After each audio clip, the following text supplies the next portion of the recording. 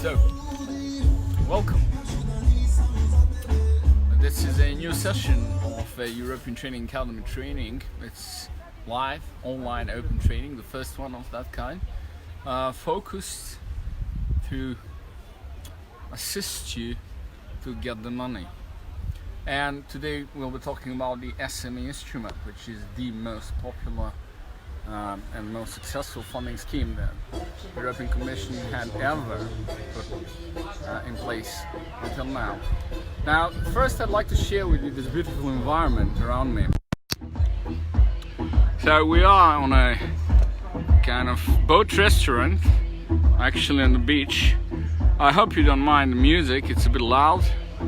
But then again, we have pretty much everything we need for an office. There's a laptop, there's a brilliant surrounding, there's sufficient amount of liquids to keep us going, and so on.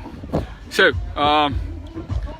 if you'd like to write a proposal that is going to get you either 50,000 euros for a feasibility study or up to 2.5 million euros for the phase 2 and lead disruptive innovation, I trust that you ought to have an attitude of someone who's highly motivated to have a high growth, to do things differently, to outperform competitors, to demonstrate how much better in terms of your technical quality, in terms of the possible impact, in terms of the excellence of your services, products or innovation you are.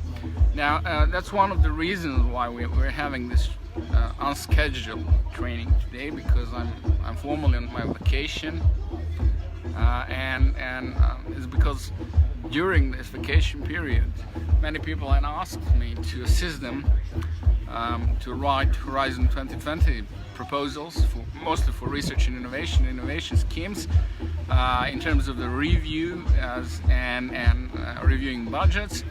And I had, I believe, 4 or 5 requests to write SME instruments this summer, and hence my vacation time had turned into a ongoing assistance to my friends and my clients, and somehow they tend to mix. My clients usually become my friends throughout the years. So that's why we're having this unplanned session about an SME instrument. Also, I was listening recently to a presentation of a colleague of mine who was talking about how to decide whether the SME instrument is right for your company. And I'd like to build up on that, because from my point of view, the question of whether the SME instrument is right for your company is misleading. It's actually kind of putting focus in your attention, and that's pretty much your focus and your attention, your time is pretty much one of the most valuable resources you have if you're an SME and if you're leading innovations. So I'd like to refocus you on what I consider to be the most critical, the crucial thing, and that's how to win, how to get the money to finance your innovation. So that's one of the reasons, and I like to demystify this approach that most of my colleagues have, explaining how complicated it is, what are the secrets, what are the tricks, and eventually all building up their credibility, visibility and so on, in order to position themselves as consultants who are going to get paid for supporting you in writing SME instrument proposals. Typically, what I would get for writing SME phase 1 would be around 5,000. For writing SME phase 2 would be between 10 and 15,000. And so far I had 3 seals of excellence, and I had 3 successful proposals as well. So I can confidently say, as a proposal writer for SME Instrument, that I am well qualified to explain, guide, teach, train you how to be successful in this funding scheme. Particularly because I do not have behind me a machinery of some kind of 20, 30, 50 assistants, experts, trainers and so on. Proposals which I had written were written by me and in cooperation, in tight cooperation with clients, otherwise it doesn't work really. You really need to work with someone who's got motivation and commitment, and who's willing to devote time and willing to devote resources to win this. Let's start from the very, very beginning. So what is this SME Instrument? Well, initially when it was created, this funding scheme was presented to these kind of slides. Let me show you. This is how it looked at the very beginning. This is a slide used by the European Commission years ago. It says it's structured in 3 phases with the aim to transform disruptive ideas into concrete solutions. Now, the objective was to invest and support potentially disruptive SMEs that have developed innovations, products and solutions. Now, if you want to check whether you fulfill the criterion to be considered an SME by the European Commission, this is the checklist. So you need to have less than 220 employees, less than 50 million euros in turnover and 43 million in assets. Now, I'm not really sure why it's not 44 or 42. And then the budget, it was quite substantial. For me, it was a revelation to see this kind of funding scheme at the time. It was 2013 when I was discussing this. Executive agency for SMEs did not exist at the time, so I was discussing this with people who were working in the, what it was called at the time, Research Executive Agency, but they were not in there. They were, anyway. Later on, they became in charge for the executive agency. So for me, it was a surprise to see the European Commission is actually going to allow SMEs to apply directly for funding without all the manipulations in terms of fulfilling, for example, those political criteria, benefiting the EU, blah blah blah, you know, and so on and so on. The idea of having SMEs writing proposals, cutting the red tape, writing proposals on a 10 pages template was really radical compared to the previous funding, FP7 and SIP, which was Competitiveness Innovation Program and so on. So I was kind of very skeptical when I discussed this funding scheme with the officials at the time. I said, are you really going to allow SMEs to write only 10 pages proposal and then get them grants for feasibility, or 30 pages and get them up to 2.5 million? Now the answer was yes, but then again there were quite a few catches there. Like I received quite a lot of these hints and advices on how to be successful. What are those hidden expectations of the European Commission? Why this funding scheme was created at all? And actually it was created as a direct response to complaints of SMEs who had participated in Horizon, previously FP7, and Competitiveness and Innovation Program. Because they found it very inappropriate and unattuned for the needs of SMEs. And as the results had shown, the big ones got the money. So usual suspects were those who were kind of really profiting from these instruments. So it was a huge innovation for the Commission itself. to launch this kind of funding scheme and to put the valor, the quality of proposals as this major criterion. And that was happening in 2014. We had seen something really radical, something really new. At the time, we had this instrument divided in topics. So you needed to kind of structure your innovation in some direction. You needed to present it, whether it's, I don't know, it's like biotechnology innovation, and then present it and pitch on those policies that EU had put in place and those objectives that EU had for that area in order to get the money. Now, innovations, as you can imagine, are pretty much always on a borderline on what's known. So it's unlikely that you can really structure it in such a form and way that would be suitable for the Commission. But not only for the Commission. Commission is the executive arm of the system, as I've explained. For those who are the power holders, for those who are the ones who are controlling the generation of profits and extraction of these profits for themselves, and for the big ones, right? As I explained previously, like how are rich are going to get richer. So when I was discussing these topics with the officials, I realized that there were fierce struggles between different power groups, interest groups within the European Commission around this instrument. The big ones, they don't really want to have disruptive innovation,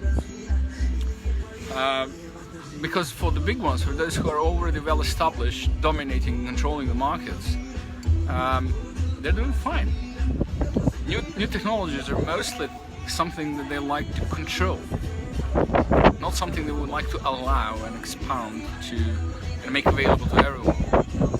Now, if they would want to have empowered citizens, marginalized groups, real-time democracy and whatever else, technically it's very possible, and in terms of the people's mindsets, it's also possible. However, they're really suppressing this. Why? In order to get profits.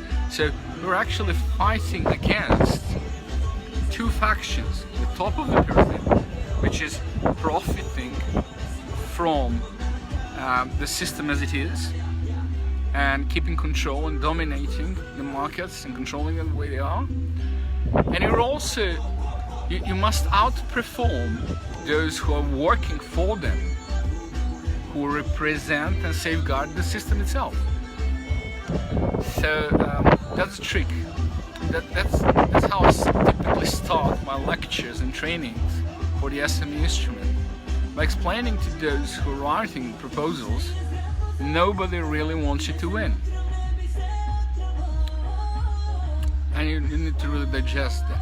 You need to grasp that nobody really likes you to win. You have incredibly fierce competition, and the system is tuned on really kind of harvesting what you have, your energy, resources, ideas, or whatever else, and not allowing you to benefit from that, but taking all the profits and benefits for the system, for themselves. So that's how the game is set, the rules and the procedures are set. So you have incredible success rates, unimaginable from the point of view of a traditional investor. Like you're writing proposal with something around like 5 or 6% chances to get funded. So actually it's telling a lot about what they've envisaged. They've envisaged to use this scheme more as a marketing and visibility and promotional tool, rather than a financing tool for SMEs to grow.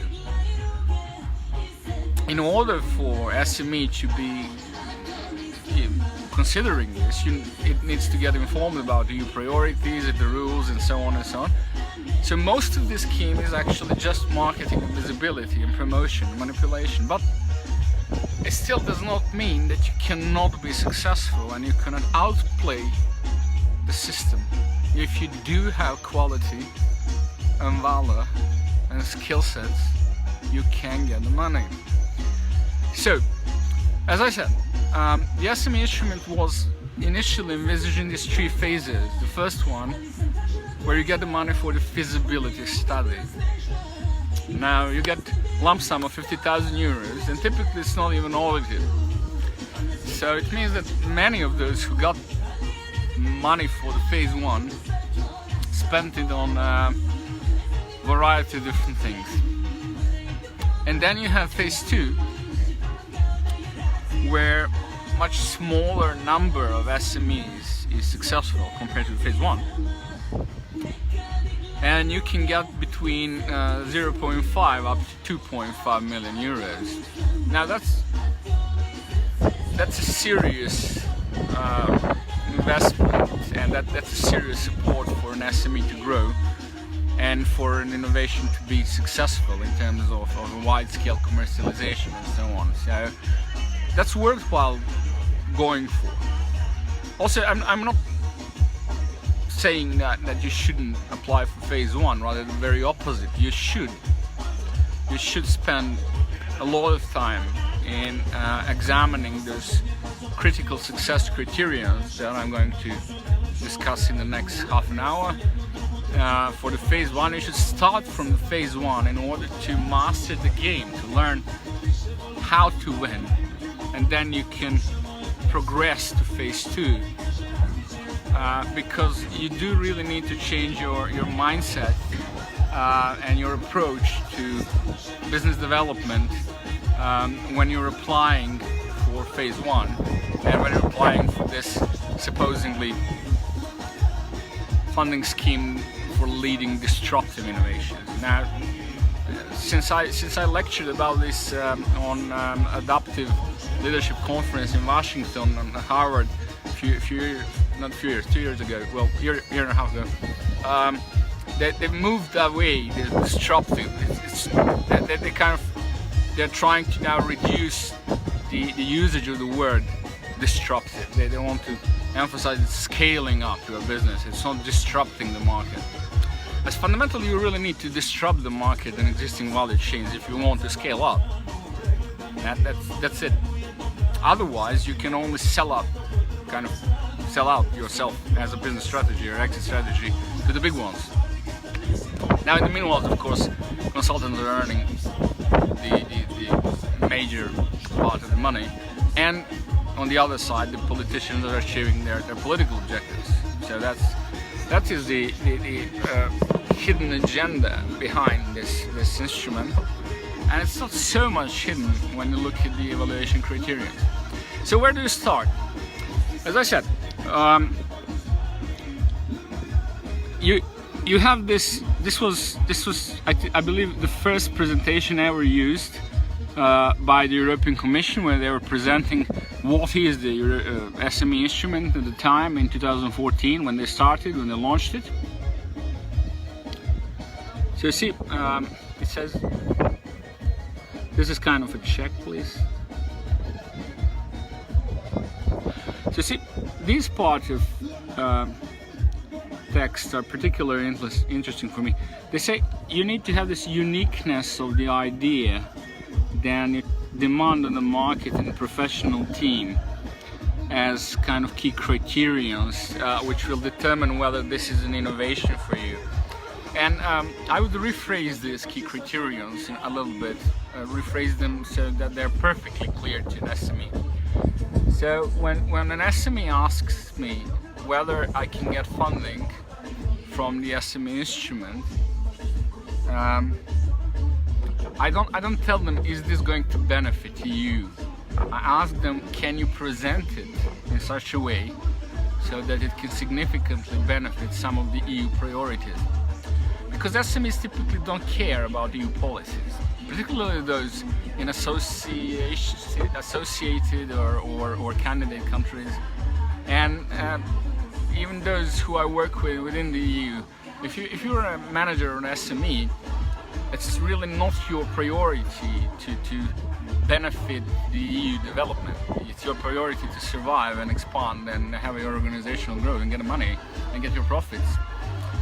So for me, it's completely kind of irrational to try to impose top-down, to assert in such a kind of bullying way that you must develop your SMEs in order to support the EU objectives.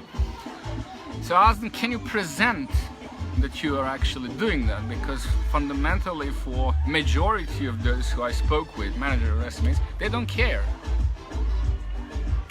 I mean, they are changing their business models and the ways they're doing their business and so on, if they are forced to, and that's one of the major driving forces of changes, in terms, if the policies lead to changes in regulations, then yes. But if you're just promoting policies like as if that someone ought to be taking care about it, people don't.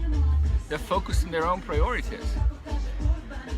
So I would ask you, the first question is, can you present your innovation in such a way so that you can demonstrate that it's going to benefit the EU? Particularly in those areas where the EU feels that it has to respond swiftly and effectively if it is a matter of a EU priority issue, like unemployment. So if you're going to boost employment, food safety, and sustainable production of food, protection of critical infrastructure due to climate changes, and response to migration, security issues, energy, and so on and so on. So those issues where the EU is actually kind of, and well, the politicians, and then beneath them, policy officers, and those people who are kind of on the level of these technically kind of operatives who are administrators to implement those things. So if you can present that your innovation is going to have a significant impact on something that's important for the EU, well, then we can proceed. Now, usually, because nobody knows what are the EU policies, because people typically not informed, particularly SME managers are not informed about that. So if I ask you, can you present that this is going to benefit EU policies and priorities, usually people tell me, well, yeah, it's going to create employment, or it's going to be good for health or something. But usually you need to do a little bit of research. What are those policy objectives that you can possibly affect, where you can possibly have impact? So usually it's not yes or no, an answer of, well, no, we can't. We can't have a significant impact on EU policies, and we can't significantly benefit EU priorities, policy objectives, because first you need SMEs and managers and so on. They need to get informed about what could they possibly do. That's one thing.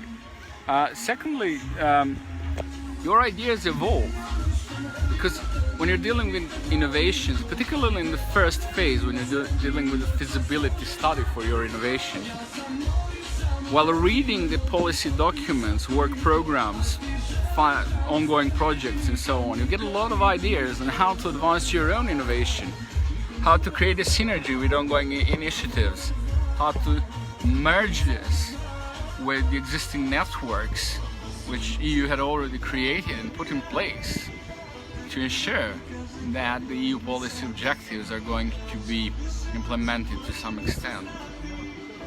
So that's my first question to you. So can you, with your idea about the new product, the new service, new way of doing things, new value chain, whatever an innovation is, now can you significantly benefit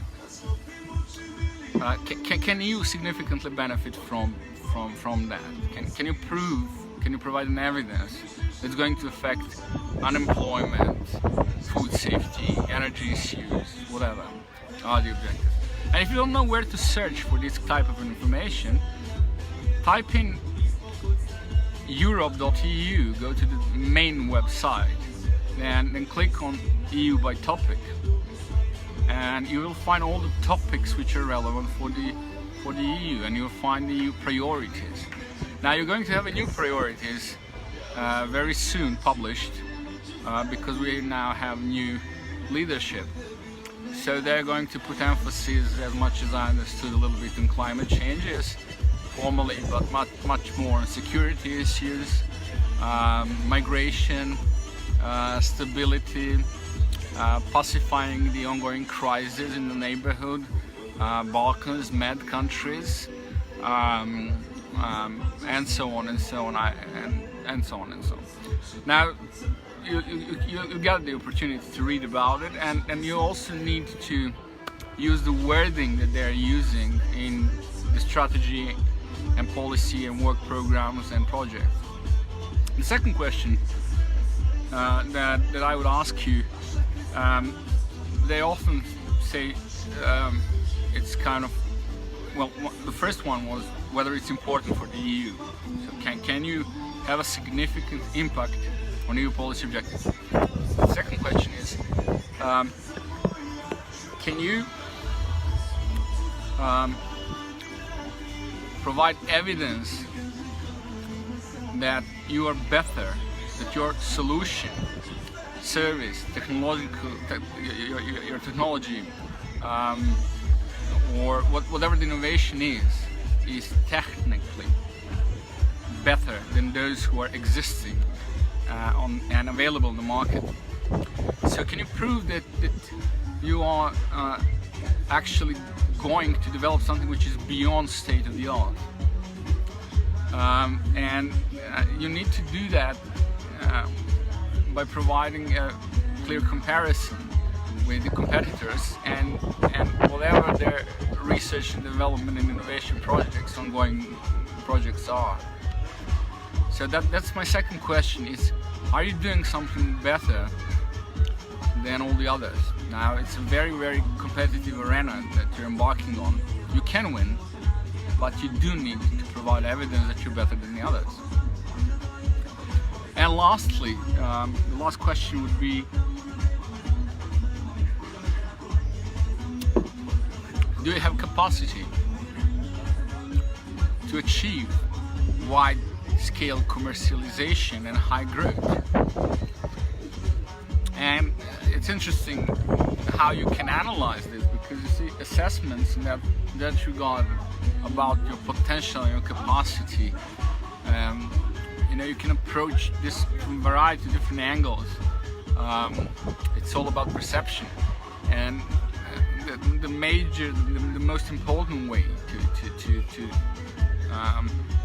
diminish the opportunity for evaluators to eliminate you on this basis is to demonstrate that you have high quality team with all the necessary skills, experience, knowledge, networks, and that you do have sufficient resources and support, and that you had planned ahead, so you do have a viable commercialization plan, and you know your market very well, and you know what are the real needs of your clients, and why are they willing to pay for your service and products, and so on and so on.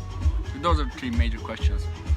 Now, if I ask directly, and I usually do, those who address me for assistance with SME Instrument, the usual answers are yes, we can significantly contribute to some EU policy objectives, and I ask, like, try please to quantify this, to tell me more about it, show me some evidence, and so on, and I discovered that it's just a shallow argumentation, like assumption. Yes, we can support because it's generally a good thing. Like, I don't know, if everybody has the internet, it's supposedly good for everyone. Or access to the internet to medical care.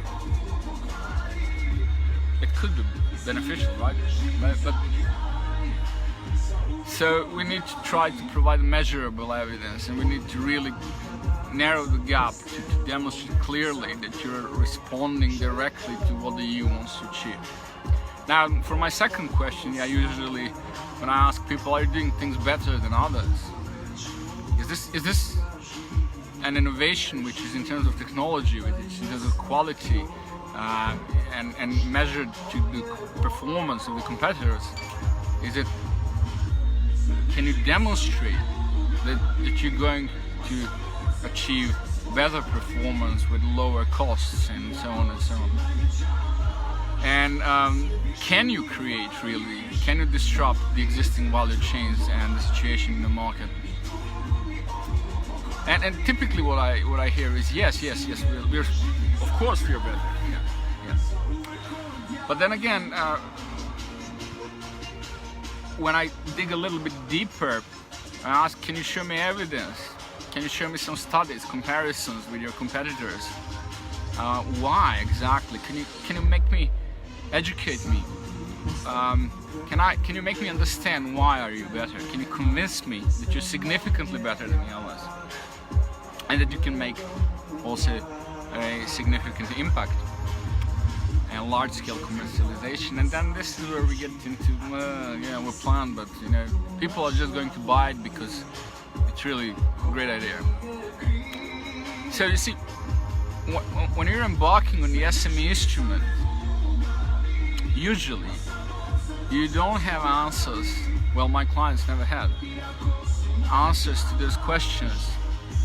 And I'm going to now dive a bit deeper into SME instrument evaluation criteria and the real assessment evaluation criteria that evaluators are using. So you can understand basically that when you embark on an SME instrument, you need to approach this with a very different mindset than as if you're embarking on an investment project and seeking support from investors. You're not, because the EU is not a traditional investor. Particularly not in terms of supporting you to maximize profits and doing that in the most effective way and making it easy for you to develop your business and so on and so on. Rather the very opposite. So all the SMEs who were surveyed when the FP7 ended, majority of them claim that they find themselves in a hostile environment of too much of administration and requirements which are not contributing to their business development and actually kind of dislocating their focus from being most profitable and most effective in their markets. And that's what the EU wants, market control, of course. And that's what the consultant community wants as well. And this is why you have so many consultants in the SME instrument arena, providing you services, selling you a variety of different BS for huge amounts of money. And people do pay them, and SMEs do pay them. Particularly in the UK, which is kind of a leading hub hosting consultants for writing SME instruments and so on and so on. Now, the only advantage that they have is actually they have a very vivid connections with the investment communities, because UK was sort of a center for the financial services and investments and so on. So the proximity, that close relationship with the venture capital, with seed funding and so on, has had positive effect, but also enabled a lot of manipulations, of course. And on the other side, they speak English. It's very important, because you can't really be competitive unless you are not using Brussels English, and you also need to master perfectly British English. And there's a difference between Brussels and British English, because Brussels English is an invented language by administrative people who created their own culture in order to pretty much protect or save their own positions and so on. So to certainly not to make life easier for you. Now, let me dive in deeper into the real expectations. How do you win? You start thinking about these 3 questions and you start doing your research. As I said, the first place to do research is to read what are those critical priorities for the high-level people in the EU. That's the first place to look at. EU policies, priorities, challenges, what they emphasize, and it's really, really important for the... that's my vote. Now, it's really, really important for them. And then the next thing to take a look is what EU had already funded. So you need to examine ongoing projects. Why? To learn the terminology, to have a better clue about the key stakeholders, networks around you. So who's doing what? It's unlikely that they got the money by accident. It's more likely that they got the money because they had a well-developed networks. They were well informed. They responded swiftly. They had political backing. They knew exactly what to write. They had the right kind of a support and right approach and right mindset. It's not really the case in practice that they had a high quality of service products and so on. So their excellence and their impact had proven in practice to be low. So majority of the SME instruments had failed. I mean projects, funded projects. They had not achieved large-scale commercialization. So it's a huge BS that this is so important. It's not. In reality, I mean, on television and marketing and website it is, but in reality when you're writing your proposal, it has a lot to do on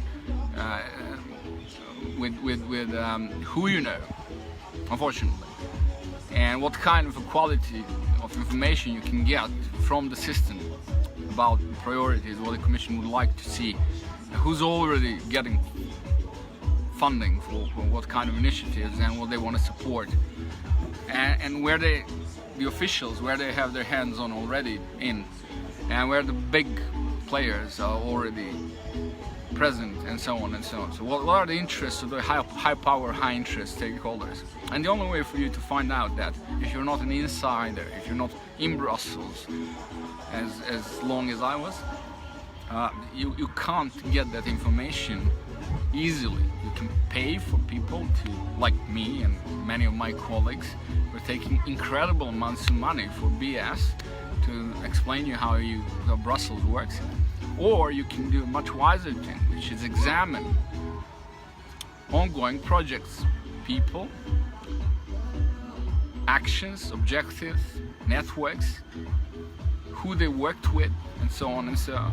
And that is going to give you a very, very clear map of your competitors, or possibly people who you ought to be cooperating with, partners, allies, and so on and so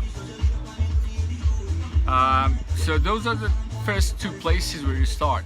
First one, as I said, Europe.eu. The second one would be Cordis, examine ongoing projects, read them, read who got the money for what kind of initiatives, what's ongoing, what are the ongoing projects in terms of horizon in your area, so what kind of research are the big guys doing related to the services, technology, products and so on which you're going for. And then now let's go to concrete things. So I'm not going to show you since 2013 this PowerPoint presentation had evolved. Surprise, surprise. Consultants and EU officials had really significantly advanced this funding scheme. First advancement that had happened was incredibly positive advancement, which was they've changed this a rule that you must choose a topic. So you could, from 2016, I think, you could apply for any topic, meaning any innovation.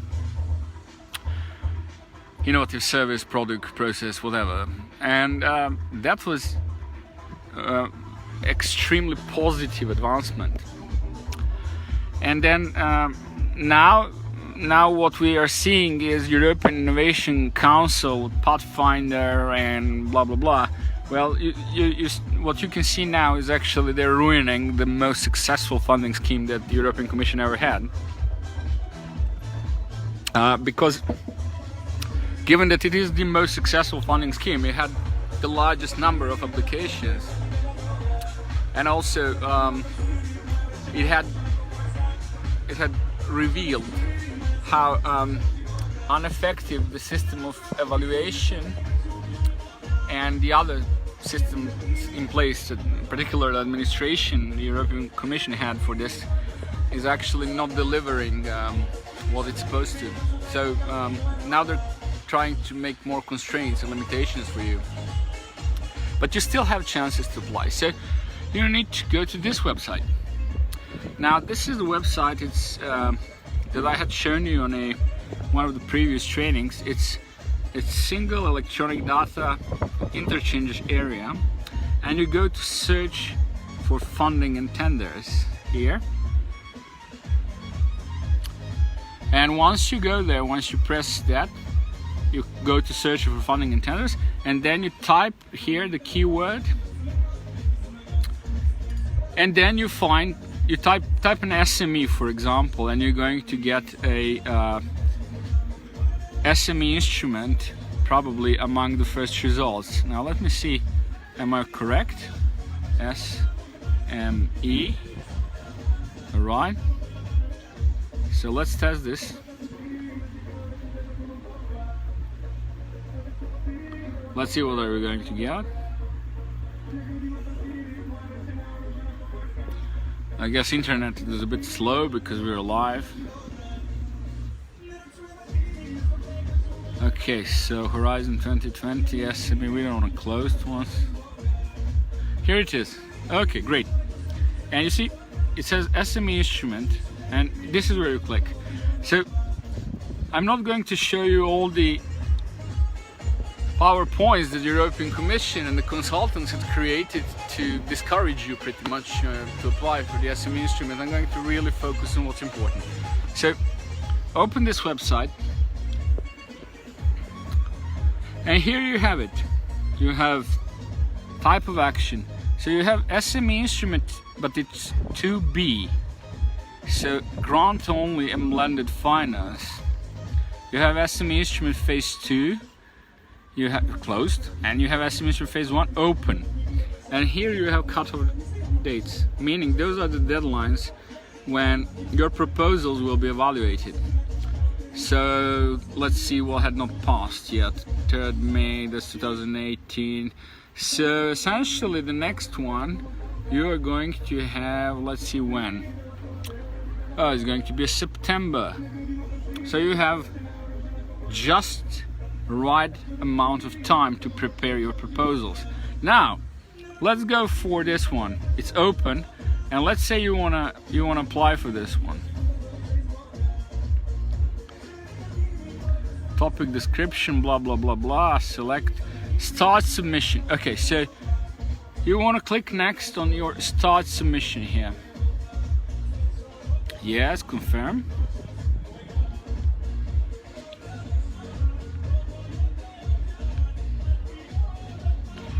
Okay, so here you see you have 48 days left until the deadline, and here you can download templates, how to blah blah blah, visit our online manual, and so on and so on. Now a few more words about templates. I would recommend you here to download templates.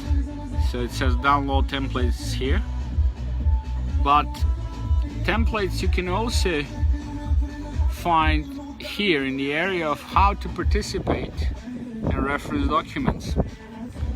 So the same templates could be found here. It says proposal templates, and then it says standard proposal template for phase 1.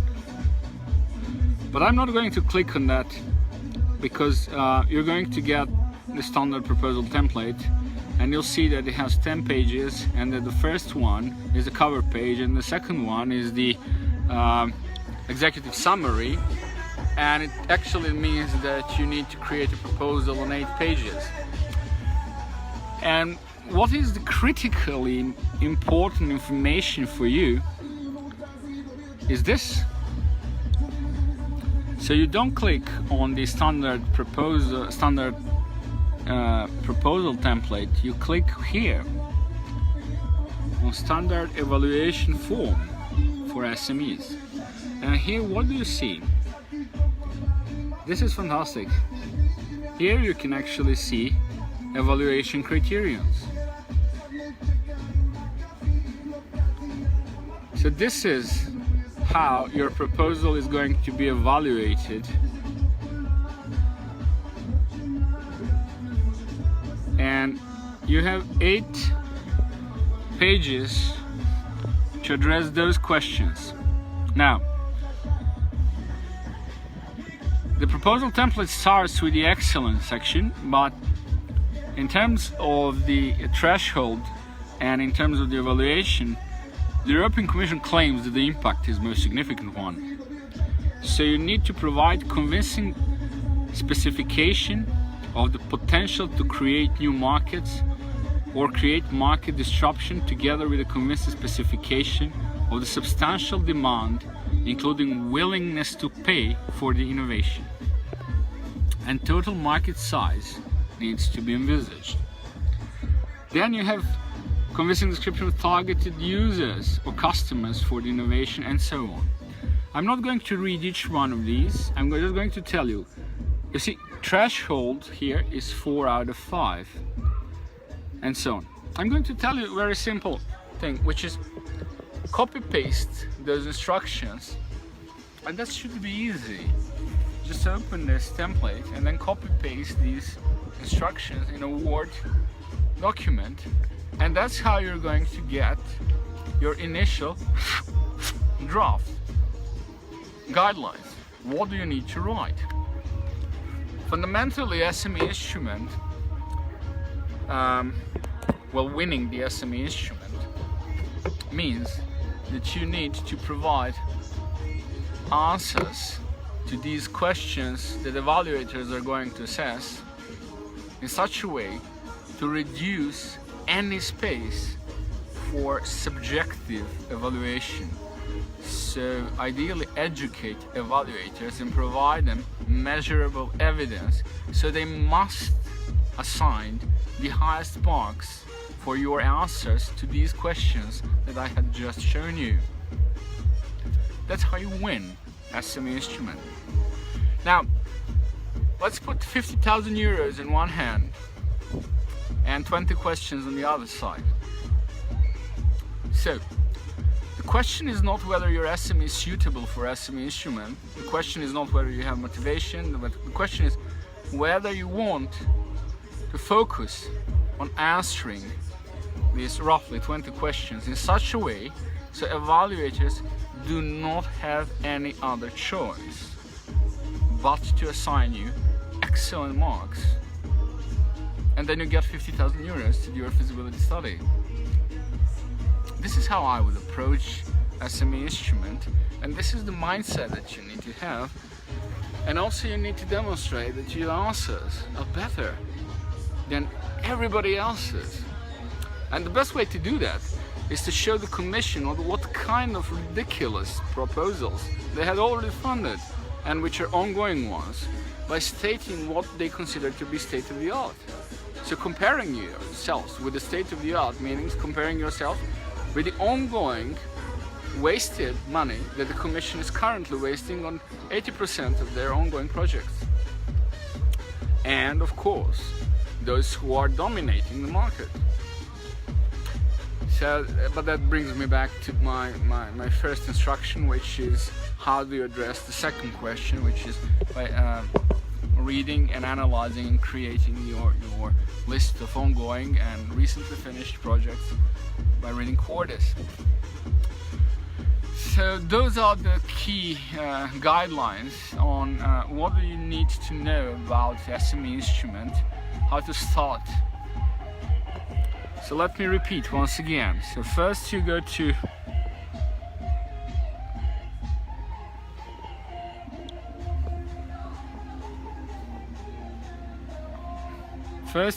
this website.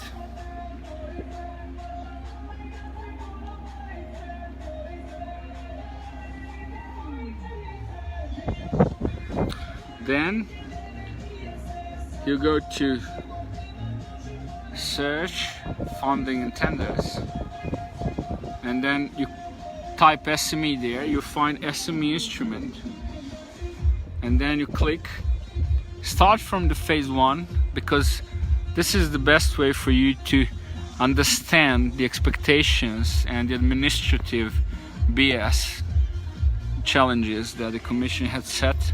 So click on start submission, and this is where you're going to get download templates. Now once you've downloaded templates, the next thing to do is come back to this website here, go to how to participate, go to reference documents, and then open here. Here you're going to have reference documents, and then you have standard proposal templates, but go here to proposal evaluation forms, and here it is, standard evaluation form for SME. And then when you click on that one, there you have it. So these are the questions that evaluators are going to use.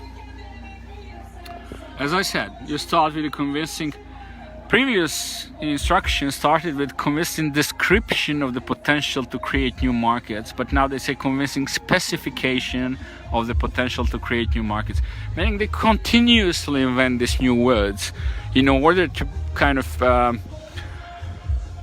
change the game to slight, almost invisible for the unexperienced and the applicants and the beginners.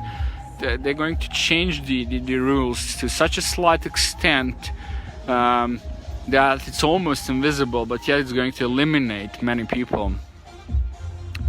Then the second one is convincing description of the targeted users or customers of the innovation. How their needs have been addressed.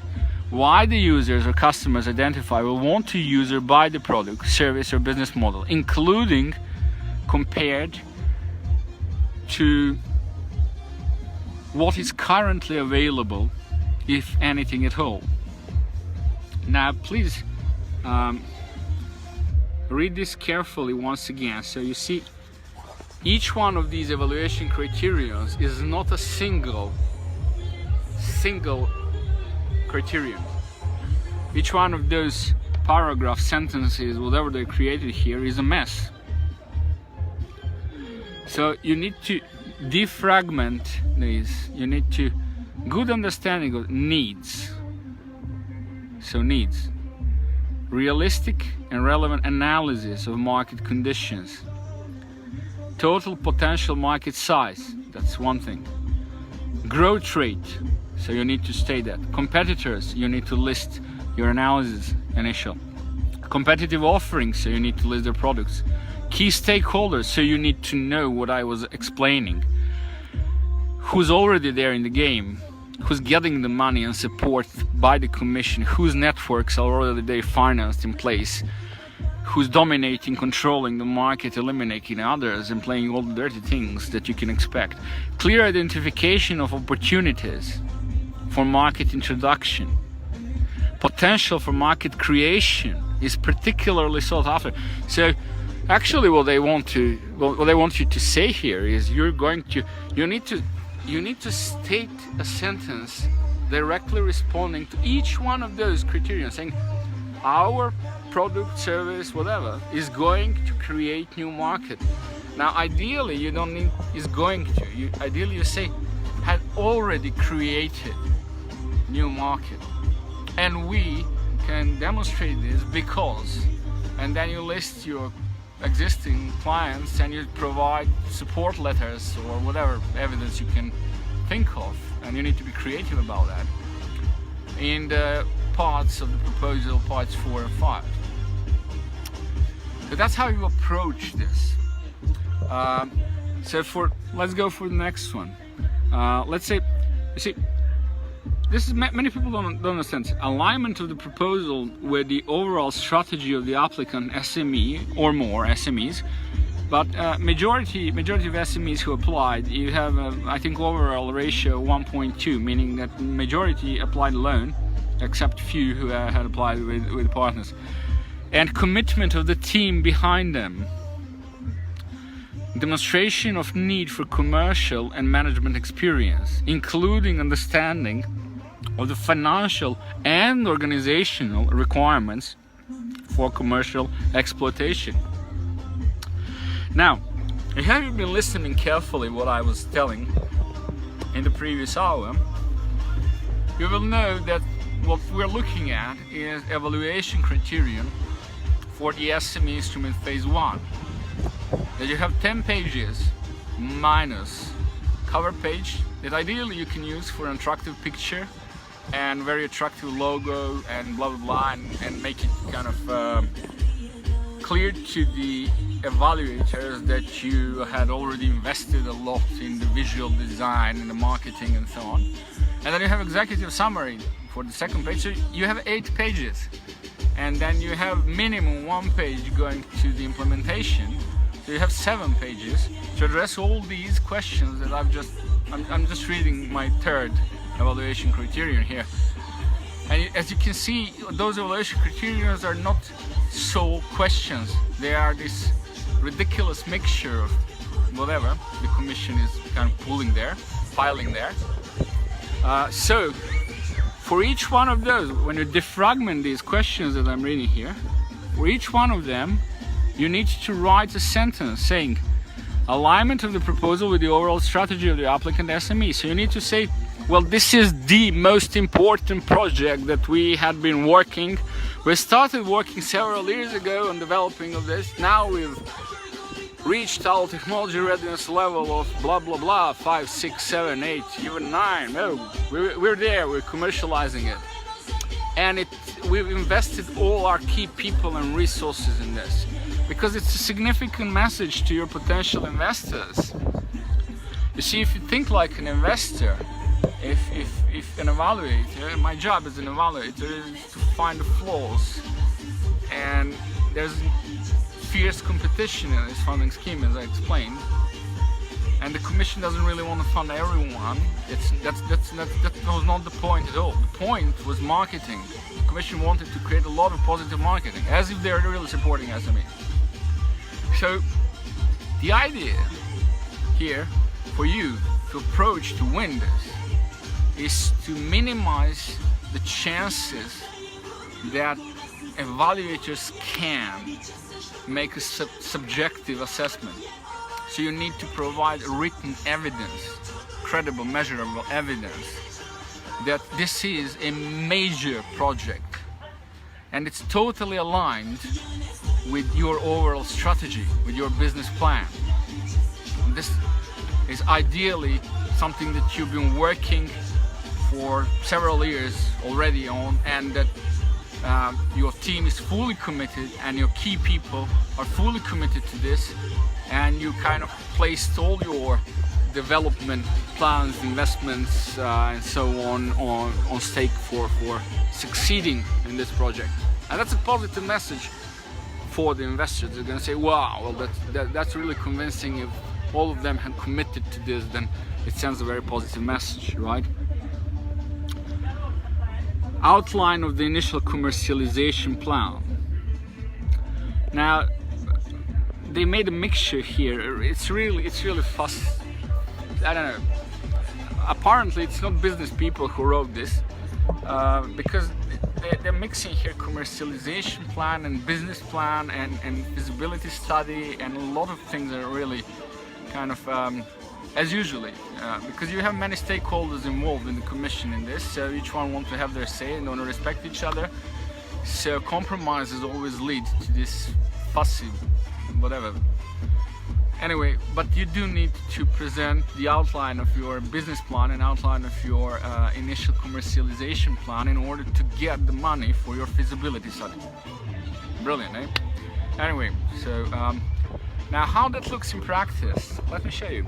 So as I said, I won 3 seals of excellence, I won 3 proposals. I contributed to quite much more successful proposals than 3. I think I wrote more than 20 contributed to more than 20 successful ones, but I can't take credit. So this is the one that got the seal of excellence, but it's a simplified without pictures, well, without a lot of pictures. So this is how a proposal looks like in practice. You start with your objectives. The name of this proposal that was awarded by the seal of excellence, it had received seal of excellence, meaning that it had more than 13 points and it qualified for funding, but the commission, because they've for this particular project they said that most of the money was already allocated to those who got 15 or 14 points, so they did not get funding, although the commission later on had claimed that they're going to fund at least feasibility studies for this type of proposals. This was the market leader and one of the lead innovators in Turkey who never got any further support because the team there who ought to be supporting them had not paid attention to what the commission and what the regulation had suggested, which is that all of those who had received seals of excellence ought to have support. And you see, we start with the objectives and outcome. The main objective of the proof project is to verify technological, economic, as well as commercial availability of this burden tension proof. Now, proof is a small-size tensile testing device, beyond state-of-the-art in size, flexibility, capacity, and wide range of previously impossible, blah, blah, blah. And then you have this short-term and long-term objectives. And then you have a very kind of clearly explain why this is so important for EU. You see, it deals with the critical infrastructure, for example, and it deals with climate changes, and it deals with some of the most important energy infrastructure, and so on and so on. And it also description of the problem. You see, the construction sector plays an important role in delivering the European Union's goals for smart, sustainable, inclusive. So we immediately hear pitch on why this is important for the EU, and we immediately present very lively pictures of the catastrophic consequences when you do not pay attention to the quality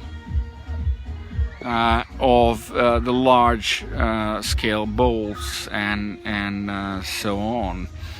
So you see, this is how the proposal, I think I wrote this proposal like 2 years ago. So opportunities, and there's a detailed description of markets and so on. You see, it's all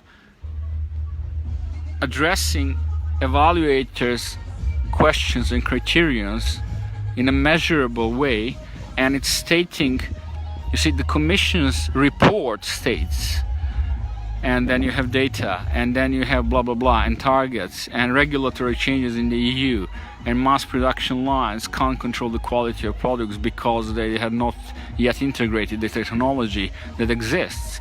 Now developing economies, now risks in terms of technical and commercialization points.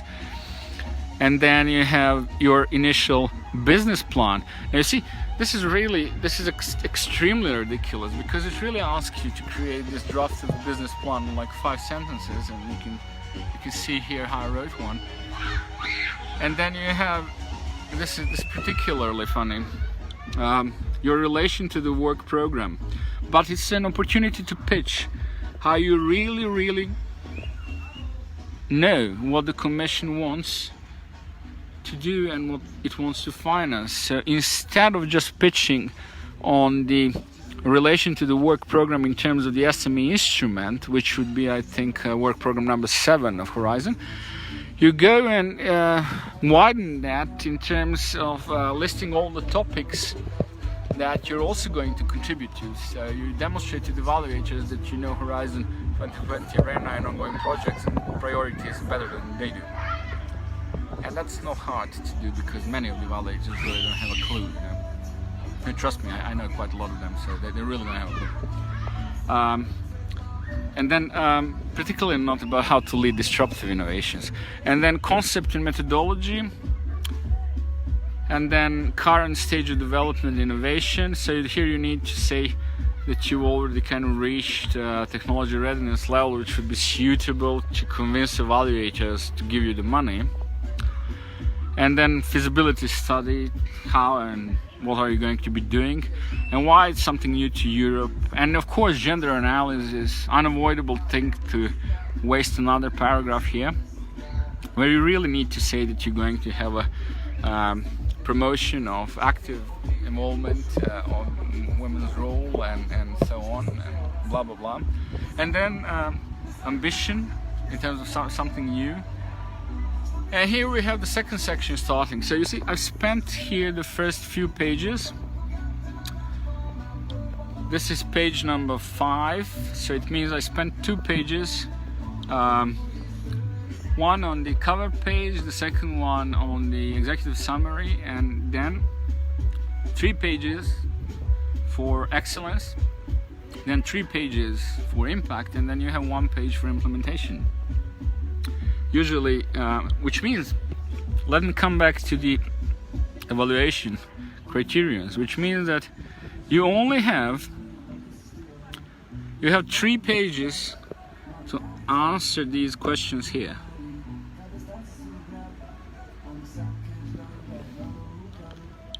And if you do that good, you're going to get 50,000 euros.